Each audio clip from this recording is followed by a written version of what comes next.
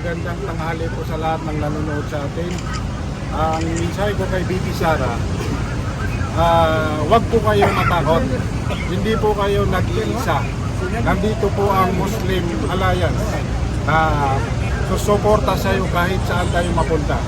At sa lahat po ng mensahe ko rin po sa lahat ng bumoto, mahigit 30 million. 32 million na bumoto kay BP Sara. Sana po magkaisa na tayo. Natulungan si BP Sara dahil ini-impeach nila. So kailangan tayo ni BP Sara magkaisa para sa ating bayan. Para sa ating bayan. Mga kapatid, mga kababayan, yung 32,000 votes na bumoto kay BP Sara. Kailangan po tayo ni BP Sara. Sana po marinig nyo itong panawagan namin na sumuporta at sumali sa aming pagkakaisa. Yun lang po. Magandang tanghali po sa inyong lahat. Maraming salamat, sir. Correction nyo na lang po, sir, sa mga susunod ng kay BP. Nagsusulong ng impeachment kay BP Sara. Sana po magpakatotoo na kayo. Dahil alam niyo po sa inyong mga sarili na hindi po impeachable ang ating Vice President. Bakit hindi nila lang atupagin ang problema ng bansa? Marami nang nakawan ngayon, kaliwat kanan ang nakawan. Billion na ang ninanakaw ng ating mga magnanakaw sa gobyerno. Yung na lang ang i-impeach ninyo, wag lang si BP Sara. Sir, mensahe nyo sa pamunuan ng House of Representatives. Sa lahat ng ating mga kasamaan sa House of Representatives, gawin nyo na lang yung talagang totoong trabaho nyo. Kalimutan nyo na lang yung impeachment kay Sara. Dahil wala pong hantong ngayon. Dahil hindi namin papabayaan si BP Sara hanggang sa huli, nandito pa rin kami kay BP Sara. Thank you, sir. Maraming salamat po. Kayo, syukran.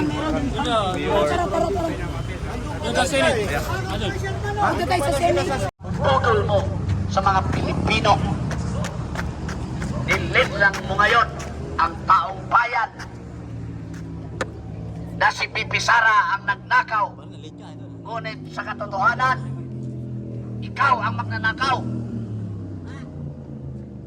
Kayong mga Marcos magnanakaw. Ang ninyong mga Marcos magnanakaw.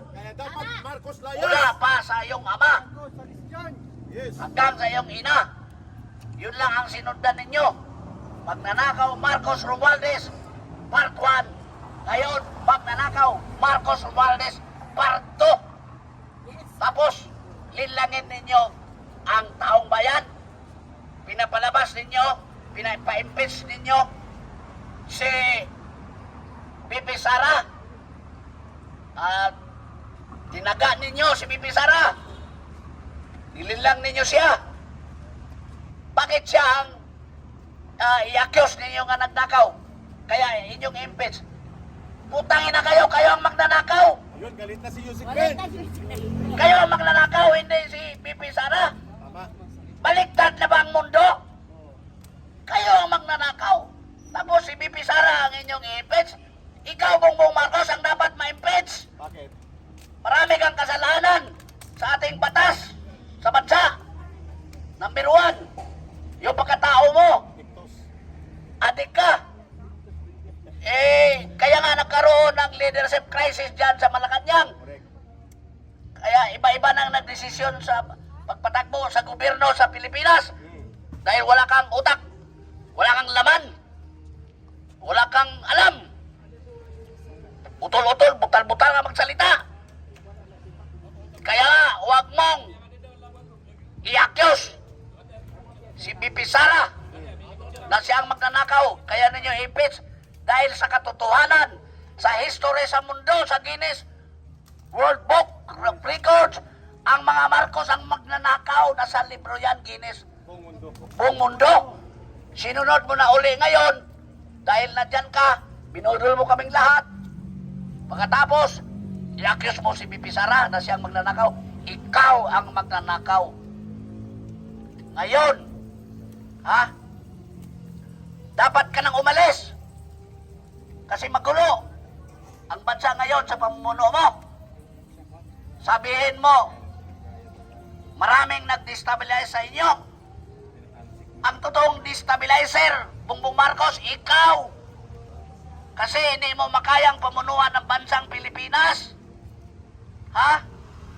Ang namumuno dito, ikaw, si Lisa, asawa mo, si Martin, mga komunista, kayo na namumuno dito. Ha? Hindi maganda yung ginawa mo, Bongbong Marcos. Kaya nga, marami nang nagdasal, sana hindi ka na magising. Ha? Kaya nga, nung nagkaraban kami, maraming nag-thumbs up sa amin, maraming nagtaas ng kanilang kamay. Aprobado sa ginawa namin na maalis ka na sana. Kaya itong mga kawawang mga kapatid ni Bibi Sara na mga Muslim, hindi nakatiis, lumabas. Naglabas na kailang damdamin. Dahil kapatid nila si Bibi Sara, taga Mindanao, may dugong Muslim. Tandaan nyo, iba ang Muslim kung magalit. Alam mo yan.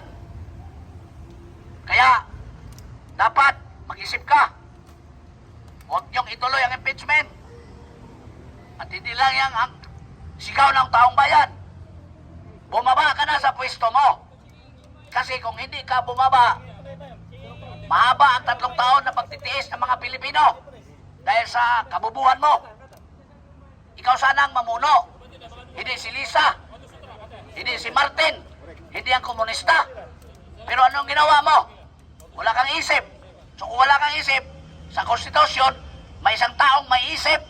Si Bibi Sara, bumaba ka.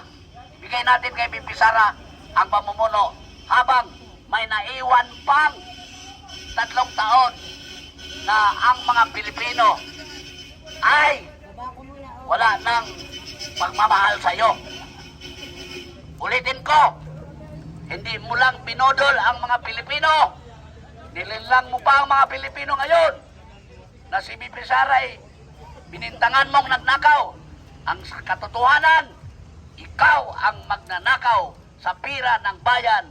Lahat ng Marcos, Romualdez at mga kasabwat niyong mga politiko, magnanakaw kayo. Kaya nga, bumaba na kayo. Marcos alis! Marcos alis! Marcos alis!